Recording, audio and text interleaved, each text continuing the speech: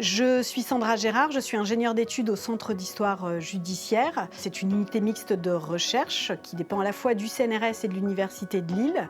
Nous travaillons sur des thématiques autour de l'histoire de la justice, d'une période qui va de l'Ancien Régime jusqu'à une période plus contemporaine. Nos différents thèmes de recherche sont le droit du travail, le droit pénal ou encore le droit commercial. Après un master en histoire du droit et un master en gestion des entreprises, j'ai intégré un cabinet d'avocats où j'ai exercé pendant 11 années en qualité de juriste. Puis par la suite, j'ai passé un concours CNRS pour devenir ingénieure d'études. Mes recherches portent essentiellement sur la magistrature et plus particulièrement les magistrats français qui sont allés exercer dans les colonies françaises. L'objectif est de comprendre et de savoir quelle a été l'influence de ces hommes à la fois sur le système judiciaire dans lequel ils s'inscrivaient, notamment en Tunisie, puisque moi je travaille beaucoup sur la Tunisie, et de comprendre comment ces hommes influençaient la justice et quel était leur rôle et leur pouvoir politique. Ce qui me plaît dans mes recherches, c'est de pouvoir aller dans les archives et découvrir parfois des pans de l'histoire qui n'ont pas encore été abordés par d'autres chercheurs ou qui parfois l'ont été, mais ça permet de les revisiter. Ça me permet véritablement de découvrir le parcours d'hommes, de fonctionnaires en fait, et de voir comment et à quel point ils ont pu influencer le cours de l'histoire. J'ai développé aussi au sein de mon laboratoire un pôle de médiation scientifique.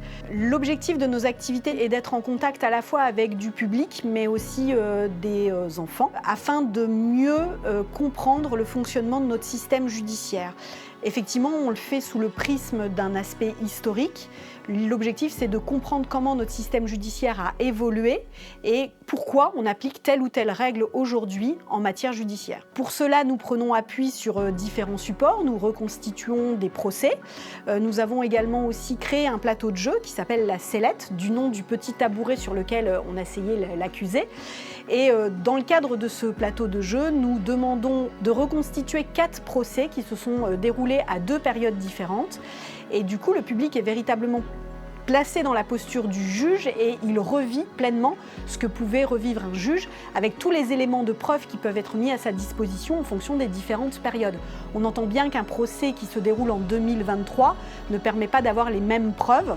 On a l'ADN, on a les empreintes digitales, alors que sous l'Ancien Régime, la preuve reine était le témoignage. Dans le cadre d'un programme de médiation scientifique qui s'appelle Méliscience, nous avons eu l'opportunité de pouvoir travailler avec le CNRS des Hauts-de-France. Ce qui me motive en matière de médiation scientifique, c'est de pouvoir être en contact avec le public, avec aussi des enfants, et pouvoir à la fois leur faire partager nos recherches et aussi leur permettre de mieux comprendre comment fonctionne notre système judiciaire, parce que je pense qu'il y a véritablement un enjeu sociétal qui est primordial.